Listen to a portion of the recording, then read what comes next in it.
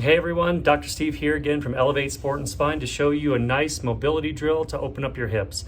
The difference between this hip mobility drill and some of the other ones that you might have done is that this focuses more on keeping your hip stationary and moving your torso on top of it versus kind of moving your hip freely underneath your body.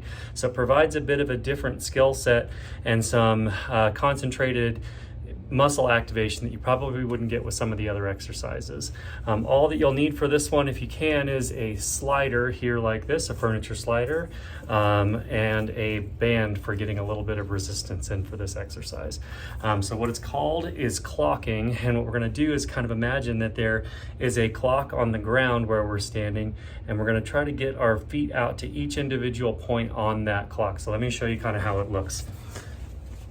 So with these bands too, since we're doing hip stuff, you're going to want to make sure it's a nice extra heavy band. If you don't have one, booty bands are a good one to look for on Amazon and all that kind of stuff, or Hip Circle is another one that you can get as well.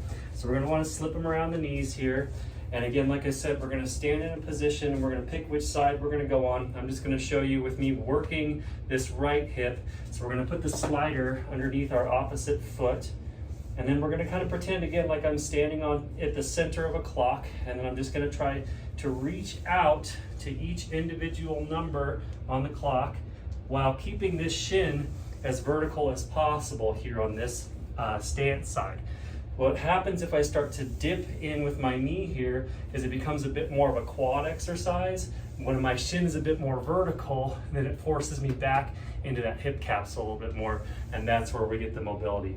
So with each position, it helps to really focus on keeping that shin as vertical as you possibly can while we're reaching out to, say, 11 o'clock here, and then 10 o'clock here, and I should be feeling it on this stance side quite a bit.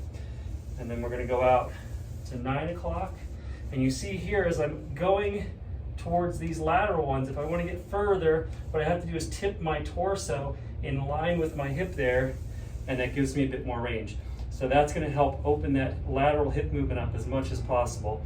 And then we can go back to 8 o'clock as far as we can. Again, starting to rotate a little bit with these rear ones. Bring it back in nice and slow. Back to 7 o'clock. And this should start to kind of look familiar to our single leg deadlift, especially here at 6 o'clock. We push back as far as we can, keeping that shin nice and vertical, hinging at the hip, bringing it back in. And then these ones start to get a little tricky as we move back behind us to 5 o'clock. Same deal, shin vertical, loading the hip. Then 4 o'clock, out as far as we can go, tipping that torso away. 3 o'clock, you have the choice to go either in front or behind. I think you'll get more range from behind. Again, focusing on that vertical shin. 2 o'clock, 1 o'clock, a little bit of a dip into my knee there, and then last one at noon. And then I would switch sides and do the whole process over again.